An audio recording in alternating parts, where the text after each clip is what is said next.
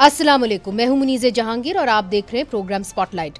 बलूचिस्तान में गुज़िश्ता हफ्ते अपनी नौयत का सबसे ख़तरनाक हमला हुआ है, जहां दर्जनों दहशतगर्दों ने कलाट डिवीज़न के ज़िला सोराब पर हमला करके शहर को कई घंटों तक ये यरगमाल बनाया रखा।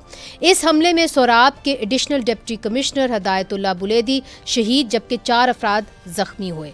हमला आवरों ने पुलिस स्टेशन, बैंक और सरकारी अफसरान की मुतद्दिद रिहाइश गाहों को नजरे आतिश कर दिया। इस हमले की जिम्मेदारी कलदम बलोच लिबरेशन आर्मी ने कबूल कर ली है। वाज़े रहे कि इससे कबल भी BLA ने कलात, तुर्बत समेत बलोचिस्तान के बड़े शहरों पर हमला करके उन्हें कई घंटों तक यरगमाल बनाए रखा। ताहम शिद्दत के लिहाज से सोराब पर होने वाला हमला सबसे बड़ा था। इसके अलावा भी पिछले हफ्ते कलदम बलोच लिबरेशन आर्मी ने क्वेटा, मस्तूंग, सुई और डेरा मुराद जमाली में सिक्योरिटी फोर्सेस और सरकारी अमलाक पर हमलों की जिम्मेदारी कबूल की है।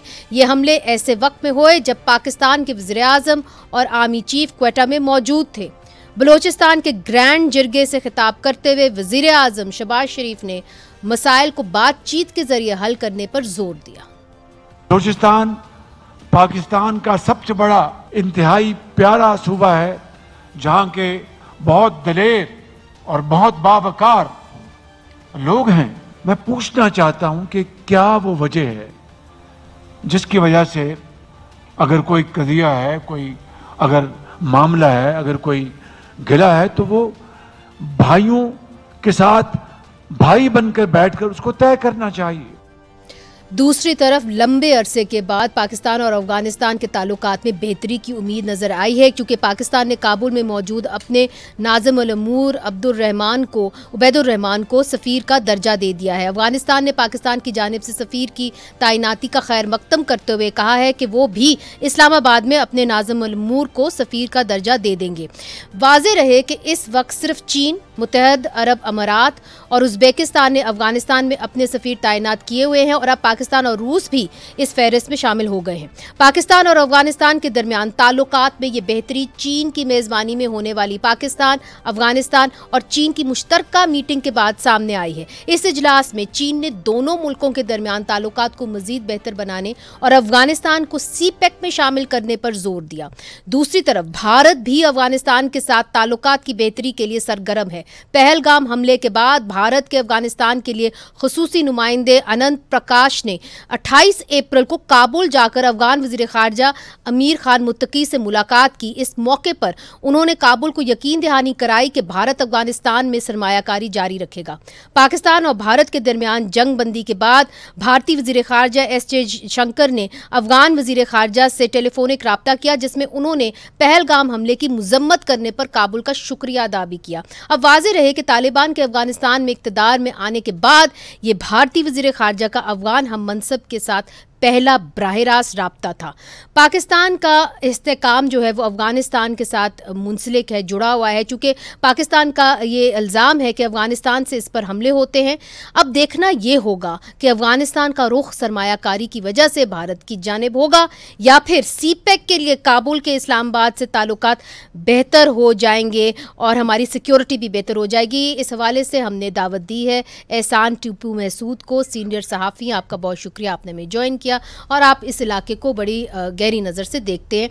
मंसूर अहमद खान साहब अफगानिस्तान में पाकिस्तान के साबिक सफ़ीर रह चुके हैं, बहुत शुक्रिया, आपने हमें ज्वाइन किया।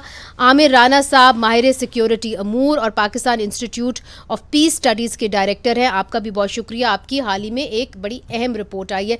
सबसे पहले मंसूर अहमद खान साहब, आपकी जानिब, चूँकि अभी ही हमने अपने जो डिप्लोमेटिक ट्राइज़ हैं उनको अपग्रेड किया है, अपना जो सफ़ीर है वो काबुल में तैनात अब कर दिया है, इसका क्या मतलब है कि हम अफ़गानिस्तान को रिकग्नाइज़ करने में, इंटरनेशनली रिकग्नाइज़ करने में एक स्टेप करीब आ गए हैं और अफ़गानिस्तान के तालिबानों को और क्या करना होगा कि उनको ऑफिशियली रिकग्नाइज़ किया जाए? जो बुनियादी नुक्ता है वो बहुत ज़रूरी है पाकिस्तान और अफ़गानिस्तान दोनों को समझने के लिए। फंडामेंटल्स जो हैं रिलेशनशिप के, उनको एड्रेस करना बहुत ज़रूरी है और उसमें बहुत ज़रूरी है कि दोनों ममालिक एक एजेंडे पे एग्री करें। एजेंडा जो है वो सिर्फ सिक्योरिटी नहीं हो सकता, एजेंडा सिर्फ इकोनॉमी नहीं हो सकता, agenda has to be combined. और एजेंडा में सिक्योरिटी भी होगी, इकोनॉमी भी होगी। Sir I see your point, but कतई कलामी माफ, एक अहम सवाल है, क्या दुनिया इसका इंतजार करिए कि अफगान तालिबान अफगानिस्तान के अंदर इलेक्शंस करवाएं और उसके बाद ही उनको रिकग्निशन मिलेगी? नहीं, मेरा ख्याल है कि ये अब ऐसा नहीं है।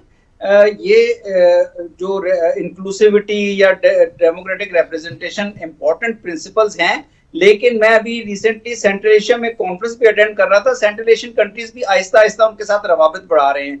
रूस ने भी, जैसा आपने so that is not a condition, it's not a condition, elections are not a condition.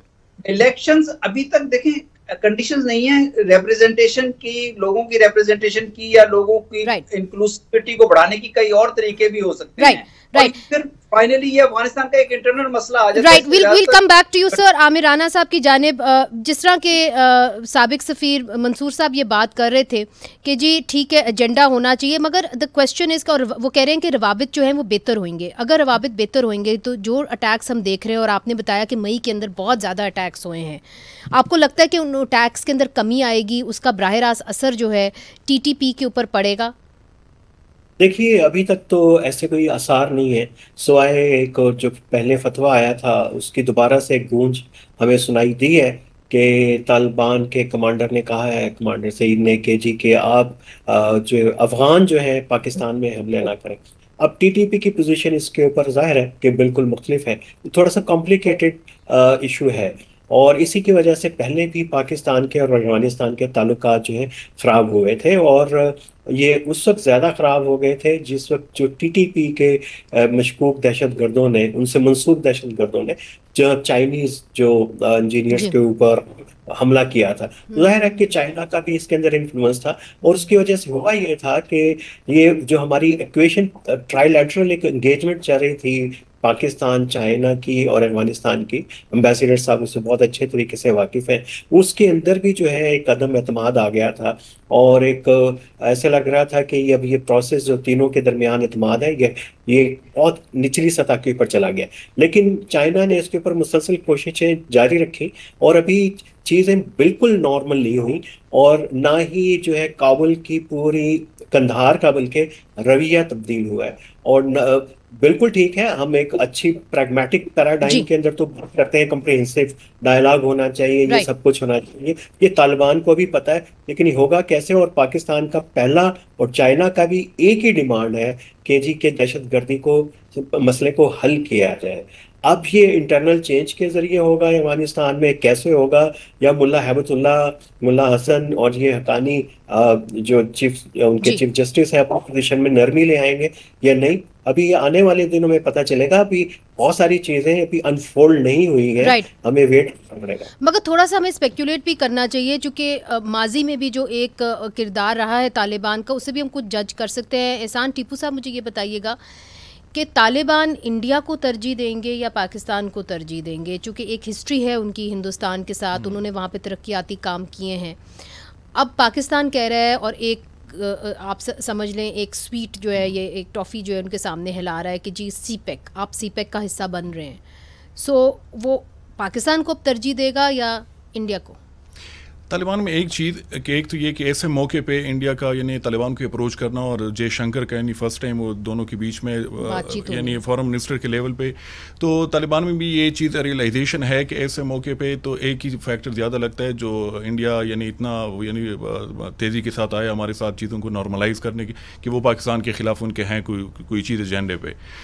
तो ये रियलाइजेशन है तालिबान में भी। और दूसरा ये कि तालिबान को इस चीज़ का भी पता है कि इंडिया से ज़्यादा वो डिपेंडेंट है पाकिस्तान पे। वो मल्टीपल फैक्टर्स हैं, वो यहाँ पे यानी जो आम अफगान है उनका यहाँ पे आना, ट्रेड कनेक्टिविटी वगैरह, CPEC की आपने बात की, और फिर यहाँ पे कुछ प्रॉपर्टीज़ हैं लोगों की अफगानिस्तान में जो बड़े इन्फ्लुएंशियल किस्म के लोग हैं, तो उनकी है यहाँ पे चीज़ें। तो मुझे लग रहा है कि, और दूसरा ये कि अगर इन केस वो इंडिया के साथ अपने ताल्लुकात बेहतर बनाना चाहिए या जो भी उनके हैं, तो मेरे ख्याल में पाकिस्तान को भी इतना ज़्यादा कंसर्न नहीं होना चाहिए। माजी में भी यानी बार बार हमसे ये गलतियाँ हुई है कि अशरफ गनी की गवर्नमेंट हो या अहमद करज़ई की गवर्नमेंट हो, तो हमने वहाँ पर चाहिए ये तक उसको इंगेज करते, अपने तरीके से करते, जिस तरह भी इसाक डार साहब कर रहे हैं अफगान तालिबान को, यानी इंडिया को बीच में लाए बगैर वो यानी बायलैटरल तरीके से उसको इंगेज कर रहा है। तो उसको हमने इतना इशू बनाया कि उनके साथ सारी मामला जो थी वो यानी इतनी ख़राब। तो आपको लगता है कि अफगान तालिबान पाकिस्तान को तरजीह देंगे? तरजीह का नहीं, मैं ये नहीं कह रहा कि तरजीह देंगे, लेकिन उनको ये रियलाइजेशन है कि हम किसी के खिलाफ इस्तेमाल नहीं होने देंगे खुद को, चाहे इंडिया हो, चाहे वो पाकिस्तान हो, इवन चाहे वो चाइना हो। वो कहेंगे कि अपने मफादात को देख के हम फैसला करेंगे और फैसले लेंगे।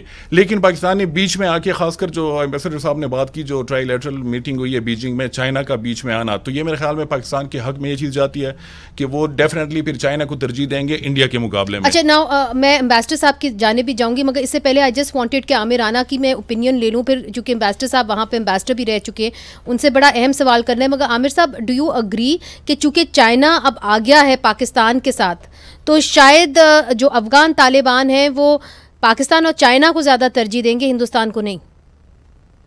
देखिए, ये तो मुल्कों की अपनी चॉइसेस होती हैं रिलेशनशिप की, और सी पैक भी पहली मर्तबा नहीं आया, और ये तो अशरफ गनी साहब के दौर से डिस्कशन शुरू हो गई थी कि सी पैक को हमने एक्सटेंड करना है अफगानिस्तान में। अब मसला जो है वो पाकिस्तान की अपनी तरजीह का है। अब ये सिर्फ ख्याल का और तजिए का मसला नहीं है। पाकिस्तान ने पूरी जो है हमारी 75-76 साल की तारीख के अंदर हमने कोशिश की है कि हमारे बैकयार्ड में इंडिया ना आ पाए। ये हमारे सिक्योरिटी डॉक्ट्रिन का हिस्सा है। अगर इंडिया ये आएगा, उसको सबोताज करेगा, तो पाकिस्तान उसका रद्देमल देगा। जाहिर है कि ये एक बहुत ही कॉम्प्लिकेटेड इशू है।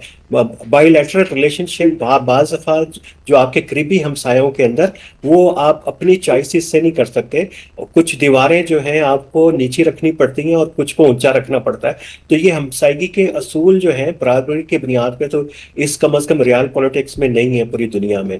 तो इसमें ये समझना कि कोई जो पाकिस्तान ने कंसेशन अफगानिस्तान को करज़ई के दौर में नहीं दी, गनी के दौर में नहीं दी, नेटो के होते हुए नहीं दी, और तालिबान इतने अच्छे हैं, उनको आएगा और कहेगा प्लेट में रख के दे देंगे, जाएं आप इंडिया से ताल्लुकात अच्छे करें। सो ठीक है, मैं आपकी बात समझ गई हूँ। एम्बेसडर मंसूर साहब, आप भी जब एम्बेसडर थे टू काबुल, उस वक्त भी सीपेक की बात हो रही थी कि जी अफगानिस्तान को सीपेक का हिस्सा बनाएंगे, मगर वो हो नहीं पाया माजी में। तो उसके क्या चैलेंजेस थे? तब क्यों नहीं आप ले सके काबुल को सीपेक के अंदर? पिछली जो तालिबान के आने से पहले की हुकूमतों के दौरान जो मामला थे, उसमें वाकई मेरा ख्याल है कि जो पाकिस्तान की और अफगानिस्तान की जो बाहमी एंगेजमेंट थी, बायलैटरल एंगेजमेंट थी, वो बहुत ज्यादा रिलेटेड थी इंडिया फैक्टर के साथ। और पाकिस्तान के हामिद करज़ई एडमिनिस्ट्रेशन या अशरफ गनी एडमिनिस्ट्रेशन के साथ अच्छे ताल्लुकात नहीं थे, और इस इंडिया का रोल भी उस वक्त यूएस और नेटो की प्रेजेंस की वजह से अफगानिस्तान में उनके सिक्योरिटी इंस्टीट्यूशंस में बहुत ज्यादा था। तो एक ऐसा फैक्टर बन गया था कि हमारी बहुत ज्यादा एंगेजमेंट हुई सीपेक को एक्सटेंड करने के बारे में, बीजिंग में भी हुई, इस्लामाबाद में भी हुई, काबुल में भी हुई, लेकिन डिसीजन नहीं हो सका। तालिबान के आने के बाद से देखिए, पाकिस्तान और अफगानिस्तान के रिलेशंस और पाकिस्तान अफगानिस्तान चाइना का इंटरेक्शन बढ़ना एक अमल है, लेकिन टीटीपी और बीएलए के जो मामलात हैं वो थोड़ा ज्यादा कॉम्प्लेक्स और मेरा ख्याल है वो ज्यादा टाइम लेंगे रिजॉल्व होने में। नहीं, मगर सर एक चीज मुझे समझने से मैं कासिर हूँ कि आप ये कह रहे थे कि उस वक्त अशरफ गनी और हामिद करज़ई जो थे वो अपना फैसला नहीं कर पा रहे थे कि जी काबुल को सीपेक का हिस्सा बनना है कि नहीं बनना। आप समझ रहे हैं कि क्योंकि अब तालिबान है in the driving seat, it will be easier? मेरा ख्याल है इनके लिए आसान होगा, खासतौर पे जो मौजूदा सिचुएशन में जब पाकिस्तान, अफगानिस्तान और चाइना के दरमियान एक क्लोजर कोऑर्डिनेशन, कोलैबोरेशन के ज्यादा आसार नजर आ रहे हैं। तो मेरा ख्याल है कि क्योंकि चाइना भी बहुत कॉन्फिडेंस बिल्डिंग में इन्वॉल्व है अफगानिस्तान के साथ 2021 से, तो मेरा ख्याल है कि अफगानिस्तान के लिए ज्यादा इंसेंटिव होगा कि सीपेक की एक्सटेंशन की तरफ जाए, चाइना के साथ मामला बढ़ाए, क्योंकि सेंट्रल एशियन कंट्रीज भी अब चाहते हैं कि चाइना की इन्वॉल्वमेंट के थ्रू रीजनल कनेक्टिविटी ज्यादा बढ़े। तो मेरा अपनी जाती मतलब मेरी असेसमेंट ये है कि अब ज्यादा बेहतर चांसेस है। अच्छा, ये आपने बड़ा दिलचस्प जवाब दिया है, और आपने एक बात भी कही, बीएलए का जिक्र आपने किया। अब ये देखना है कि अगर सीपेक के अंदर काबुल शामिल हो जाता है तो फिर उसका बराह रास्त असर जो है वो दहशत गर्दी पे क्या होगा, ख़ासतौर पे पाकिस्तान में जो दहशत गर्दी हो रही है 2 सूबों के अंदर, बलूचिस्तान के अंदर, खैबर पख्तूनख्वा के अंदर, उसके ऊपर क्या बराह रास्त असर होगा, और जो बीएलए, टीटीपी और अफगान तालिबान है इसका गठजोड़ क्या है, इनसे पूछेंगे वक्फे के बाद। वेलकम बैक नाजरीन। आमिर राना साहब, ब्रेक से पहले एम्बेसडर मंसूर ने बात की, BLA का जिक्र किया और यहाँ पे अक्सर जो हमारे ऑफिशियल्स हैं वो ये कहते रहते हैं कि BLA का जो गढ़ है वो अफ़गानिस्तान के अंदर है और अफ़गानिस्तान से वो ऑपरेट करते हैं और वो इंडिया के प्रॉक्सी हैं। मगर हैरत अंगेज़ बात यह है कि माजी के अंदर TTP ने या अफ़गान तालिबान ने BLA को कहा है कि जी कि ये तो एथियस्ट हैं, ये तो पक्के मुसलमान भी नहीं हैं, ये वो उनके ऊपर इल्ज़ाम लगाते हैं। तो फिर इनका क्या गठजोड़ है? ये बड़ा कंफ्यूजिंग है कि क्या BLA का कोई गठजोड़ है तालिबान और अफ़गान तालिबान के साथ? देखिए, मैं तो इस पे बहुत पहले से पोजीशन ये, और मेरी पोजीशन क्या है, इनकी अपनी अपनी पोजीशंस है कि ये इनमें कोई नेक्सस नहीं है। लेकिन वो जो अभी बहस चल रही थी, फिर इसके ऊपर आते हैं कि ये जो हमारा खिता है साउथ एशिया का और सेंट्रल एशिया का, और ये जो ग्रेव यार्ड है ट्रांसनेशनल प्रोजेक्ट्स का, इनिशिएटिव का, उसमें से कोई एक बताएं कि कोई कामयाब हुआ। IPI से, कासा से, तापी से लेके, और बड़े बड़े दावे करते हैं और इफ्तिताह होते हैं, और कई प्रोजेक्ट्स के 4 से 5 मरतबा जो है वो इनॉग्रेशंस भी हो चुकी हुई हैं और सबने करी है। तो CPEC है क्या? और CPEC जो पाकिस्तान के अंदर इस वक्त अभी भी क्राइसिस के अंदर है, उसका मतलब क्या है एक्सटेंड करने का? अफगानिस्तान में कैसे कनेक्ट होगा? ये भी बहुत ही चीजें हमारे है, ये बड़ी हवा के अंदर है। जो पाकिस्तान कर सकता है वो इमीडिएटली एक चीज मुझे लगती है कि वो एक रैशनल फ्रेमवर्क में आ सकती है, वो उज़्बेकिस्तान अफगानिस्तान की और पाकिस्तान की रेलवे ट्रैक है, उस पर कोशिश करनी चाहिए कि चाइना की इन्वेस्टमेंट मैक्सिमम आए। तो एक हमारा कनेक्टिविटी बड़ी जरूरी है सेंट्रल एशिया से, उसके कॉन्टेक्स्ट के अंदर। बाकी ये जो इंसर्जेंसी का ताल्लुक नॉन स्टेट एक्टर्स को, मसला ये है कि हमारे जो बहुत सारे आर्किटेक्ट है हमारी जियोपॉलिटिक्स के पाकिस्तान के अंदर, नॉन स्टेट एक्टर्स को उतनी अहमियत देते नहीं कि ये कैसे डिस्टर्ब कर देते हैं ताल्लुकात को और ख़त्म कर देते हैं। इनको अपने तरीके से हल करना चाहते हैं और इनको प्रॉक्सी के तौर पे देखते हैं और उसको इंडिपेंडेंटली नहीं देखते। इसलिए हमेशा से यही बात होती है कि अफगानिस्तान में है, ईरान में है, लेकिन जो BLA की इस वक्त जो सूरत हाल है बहुत सीरियस एक चैलेंज है बलूचिस्तान के अंदर। TTP का चैलेंज तो है, लेकिन TTP के चैलेंज से कई गुना जो बड़ा चैलेंज जो BLA है, उसको मेरा ख्याल है कि उसको इससे स्ट्रेटेजिक इश्यूज जो आपके सेंट्रल एशिया अफगानिस्तान से हैं उससे हटके भी, बल्कि हटके ही देखने की जरूरत है बलूचिस्तान को और BLA को। आपने बड़ी दिलचस्प बात की टीपू महसूद साहब, वही सवाल मैं आपसे भी करूंगी कि ज़रूर हट के देखने की ज़रूरत तो है, मगर ये बहुत बार कहा जाता है और हमारे अपने ऑफिशियल्स ये बात करते हैं कि जी TTP अफ़गान तालिबान और BLA का गठजोड़ है। वो बात करते हैं कि जी इनकी मुलाकातें हुई अफ़गानिस्तान के अंदर, कि वो जो वेपन्स यूज़ कर रहे हैं वो भी वो अफ़गानिस्तान से ला रहे हैं। तो अफ़गान तालिबान कितनी इनकी पुश पनाही करते हैं BLA की? एक चीज़ जहन में रखनी चाहिए यहाँ पे, जो आप मिलिटेंसी, इंसर्जेंसी और टेररिज्म के यहाँ पे वो प्रॉक्सी वाला जो फैक्टर है, ये एलिमेंट वो दोबारा से आ गया है। तो ये जो मतलब मल्टीपल यहाँ पे ग्रुप्स हैं, चाहे वो एंटाई पाकिस्तान हो, एंटाई ईरान हो, एंटाई चाइना हो और इवन एंटाई जो अफगानिस्तान हो, ISKP वगैरह, तो प्रॉक्सीज के जो एलिमेंट्स है, चाहे वो जिहादिस्ट हो और चाहे वो सेकुलर, जिस तरह आपने बात की कि एथियस्ट हैं BLA वगैरह, तो वो दोनों को यूज़ कर सकते हैं। एक तो उस पर नज़र रखने की बहुत ज़्यादा ज़रूरत है। दूसरा जो अफगानिस्तान का फैक्टर है कि वहाँ पर यानी TTP या वो जो BLA, हमारी जब बात होती है यानी अफगानिस्तान के जो यानी ऑफ द रिकॉर्ड जब बात होती है, तो TTP को वो एडमिट करते हैं कि हाँ उनके साथ हमारा एक ताल्लुक रहा है, वो उनकी लीडरशिप वगैरह वहाँ पे, और वो बहुत ऑब्वियस भी है। कौन एडमिट करता है? यानी अफगान तालिबान से मुंसलिक जो लोग हैं कि उनके साथ हैं। लेकिन जब BLA वगैरह का हम पूछते हैं तो वो इसको डिनाई करते, वो कहते हैं कि यहाँ पे ये चूँकि बॉर्डर जो है वो बहुत मुश्किल बॉर्डर है, और दूसरा ये कि Baloch community across the border बिल्कुल बलोचिस्तान के साथ, निमरोज़ वगैरह कि वहाँ पर भी उनकी है यानी कम्युनिटी वहाँ पे रहती है। तो ये लोग वहाँ पे आके चुप जाते हैं और हमें पता नहीं होता, यानी हम उनकी पैटर्नेज वगैरह वो नहीं कर रहे। इसलिए लेकिन पाकिस्तान को डेफिनेटली फोकस रखना चाहिए दोनों पे, ये ना हो कि सिर्फ एक पे रखें TTP पे और BLA को इग्नोर करें। इससे यानी मसला फिर रिजॉल्व नहीं होगा। फिर हो सकता है कल BLA उठ के, जिस तरह राना साहब ने भी बात की, यहाँ पे जो मिलिटेंट ग्रुप्स हैं ऑलरेडी वो तकरीबन 2-3 जंगें करवा चुके हैं इस रीजन में, यानी ईरान जैशुल अदल के पीछे आके उन्होंने पाकिस्तान पे स्ट्राइक्स की, पाकिस्तान ने रिस्पांस किया।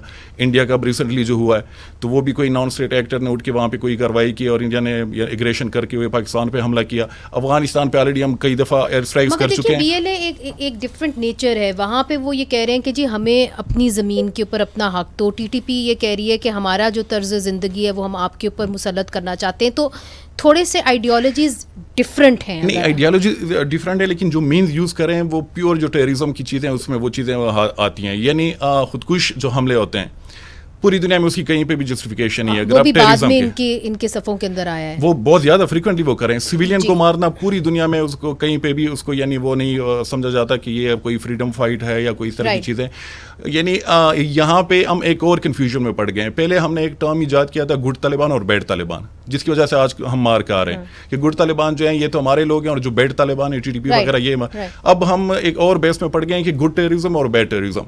टेररिज्म है, पूरी दुनिया इस पर मुत्तफिक है। Let's get to that point. Ambassador Mansoor sahab, जब आप काबुल के अंदर मौजूद थे तो आपको कोई ऐसे पुख्ता शवाहिद मिले? क्योंकि हमें कहा जाता है कि जी बीएलए के पीछे जो है वो अफगान तालिबान है, वो टीटीपी है, मगर ये तो एक तरह से स्टेटमेंट्स है ना, इनके पीछे कोई एविडेंस, सॉलिड एविडेंस होती है? आई मीन आप किसी के साथ, क्या अफगान तालिबान या अशरफ गनी की हुकूमत के साथ कभी आपने ये शेयर किए?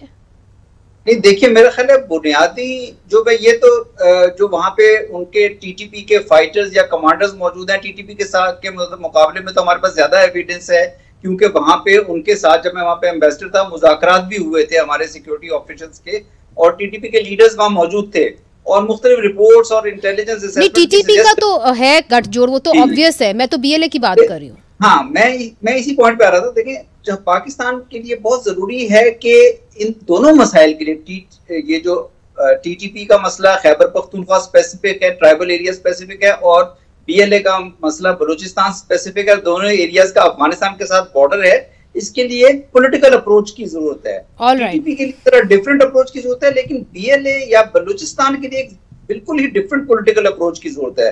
और वहां पे बलूचिस्तान, बीएलए के बलूचिस्तान के अंदर आप एक ऐसी पॉलिटिकल अप्रोच को इंस्टीट्यूट करने की जरूरत है जिसके जरिए आप वहां पे पॉलिटिकल स्टेबलाइजेशन लाएं। वहां पे लोगों के राइट्स का मसला है, वहां पे लोगों को शिकायत हैं बहुत ज्यादा। बीएलए अगर कोई ऐसी बात होती है जब आप ग्रुप्स, जब आप कम्युनिटीज को, एथनिसिटीज को और पॉलिटिकल ग्रुप्स को कॉर्नर कर देते हैं, तो उसके बाद वो कई दफा दूसरे ममालिक से जाके किसी न किसी किस्म का गठजोड़ वहां पे जो भी उनको अवेलेबल होता है बना लेते हैं। इस तरह का गठजोड़ बीएलए वाले भी इस तरह की सपोर्ट पे रिलाय करते हैं। और रीसेंट रिपोर्ट्स के मुताबिक तो बीएलए और टीटीपी के भी कुछ ना कुछ कनेक्शंस बिल्ड हो रहे हैं। लेकिन अगर पाकिस्तान इस बलूचिस्तान के मामले में एक बहुत उम्दा किस्म की पॉलिटिकल स्ट्रेटेजी ले आए तो बहुत आराम से मेरा ख्याल चंद सालों में इस मामले को पॉलिटिकल अप्रोच के जरिए हल करना ज्यादा मुनासिब होगा। इसके मुझे सिक्योरिटी सॉल्यूशंस जो हैं उसमें तशवीश नजर आती है। टीटीपी के मुतालिक जरा अप्रोच हमारी डिफरेंट। बिल्कुल, आपने कहा कि उसके लिए, मगर जो आपने बात की बड़ी अहम है। आपने कहा कि बीएलए से अगर निपटना है तो आपको एक सियासी अप्रोच की ज़रूरत है, मगर क्या उसकी स्पेस है सिविलियन गवर्नमेंट के पास? ये भी हम पूछेंगे। खुजदार का अटैक, नाजरीन, अभी तक किसी ने क्लेम नहीं किया। बलूचिस्तान में क्या हो रहा है और इसका हल क्या हो सकता है? वक्फे के बाद।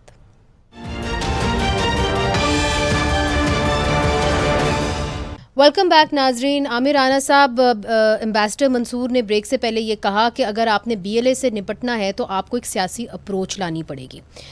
ये जो हुकूमत है हमारी, शहबाज शरीफ साहब लेड गवर्नमेंट, इसके पास कितना स्पेस है, सिविलियन स्पेस है कि ये पॉलिटिकल या जिसको वो कहते हैं कि हम जिरगा बुला लेंगे, हम एक पॉलिटिकल स्पेस क्रिएट करेंगे और पॉलिटिकली मामलात को हल करेंगे? कितनी स्पेस है इसके पास?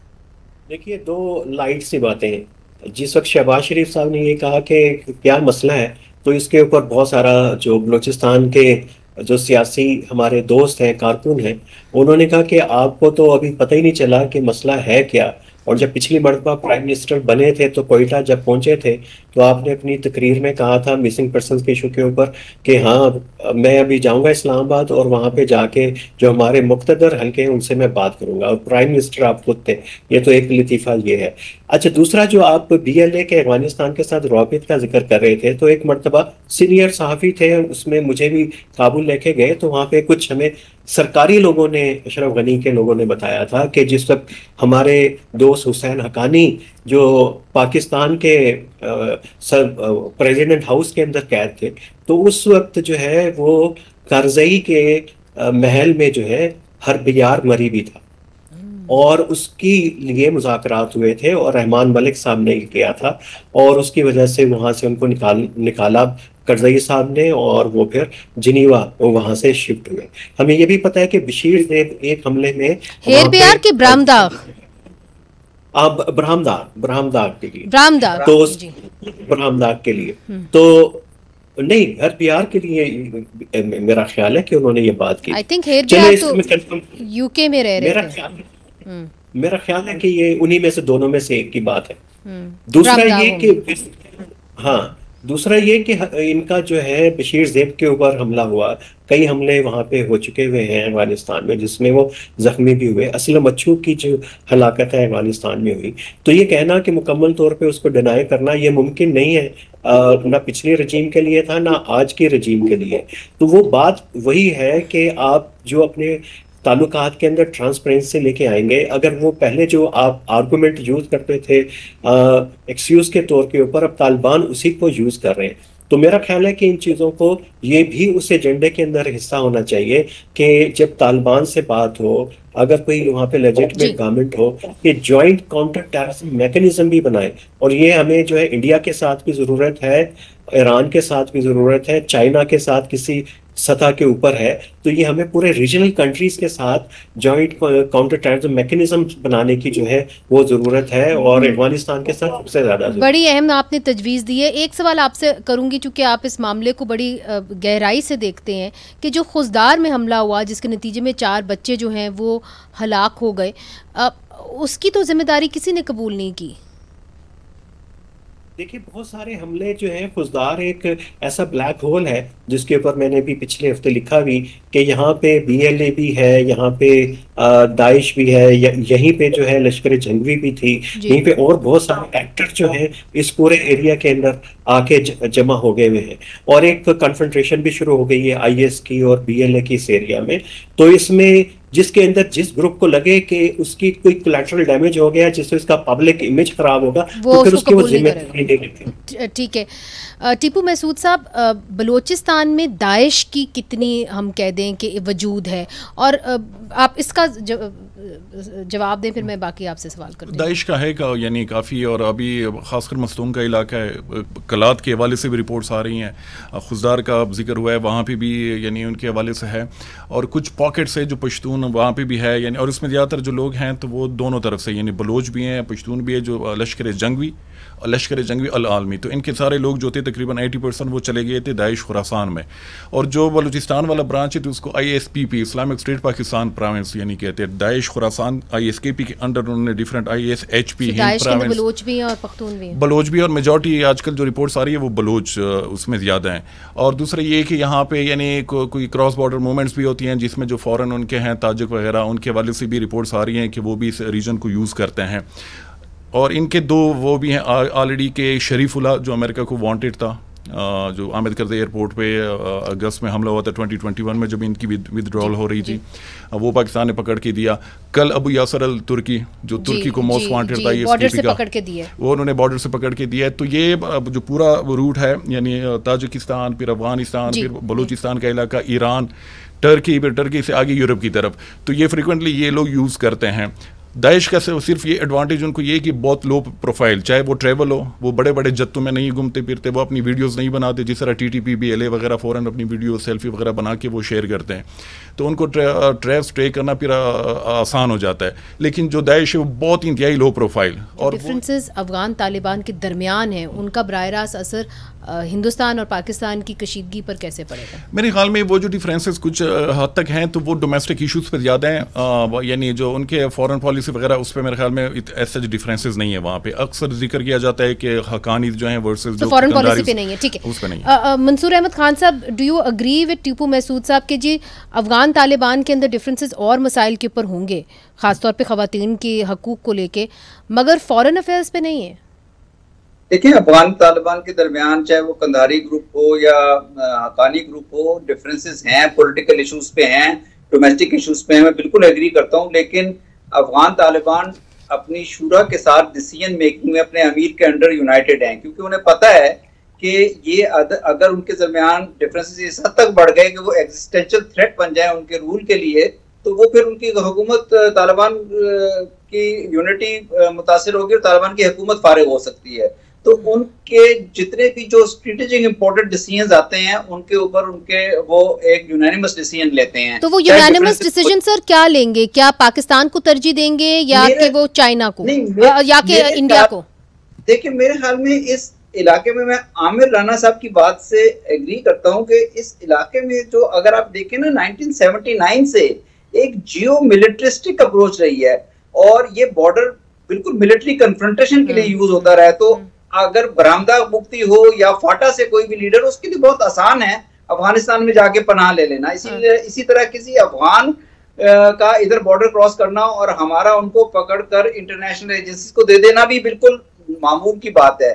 हमें जो अगर इस चीज को ट्रांसफॉर्म करना है तो हमें एक बहुत बड़ी शिफ्ट लेनी पड़ेगी, हमें एक रीजनल अप्रोच की तरफ आना पड़ेगा और जियो इकोनॉमिक अप्रोच की तरफ आना पड़ेगा। और उसके लिए हम काउंटर टेररिज्म फ्रेमवर्क्स भी बनाएं, इंक्लूसिव काउंटर टेररिज्म फ्रेमवर्क्स, उसमें हम तमाम ममालिक को शामिल करें और एक इस खित्ते को जियो इकोनॉमिक कनेक्टिविटी की तरफ ले जाने की बात करें। तब ये जो सारे प्रोजेक्ट्स जो कह रहे थे ना ग्रेवयार्ड ऑफ प्रोजेक्ट्स है, तब ये आई थिंक ट्रांसफॉर्म हम कर सकते हैं। अदरवाइज ये हम इसी किस्म की गेम्स में उलझे रहें। बहुत बहुत शुक्रिया, आपने बड़ी खूबसूरती से इसको सम अप कर दिया है। मंसूर अहमद खान साहब, आमिर राना साहब, एहसान टीपू साहब, मेरा ख्याल है हमारे तीनों जो पैनलिस्ट हैं वो ये कह रहे हैं कि आपको एक रीजनल अप्रोच चाहिए टू टेररिज्म। आप अकेले बैठ के टेररिज्म का जो नासूर है उसको ख़त्म नहीं कर सकते, और अगर आपने इसको ख़त्म करना है तो वो कहते हैं कि आप इंक्लूसिव रखें, जियो इकोनॉमिक अप्रोच जो है इसको रखें। जब तक आप ये नहीं करेंगे और आप एक दूसरे से कनेक्ट नहीं करेंगे तब तक आप दहशत गर्दी को जो है वो मात नहीं दे सकते। मुनीज़ जहांगीर को इजाज़त दीजिए, खुदा हाफिज़।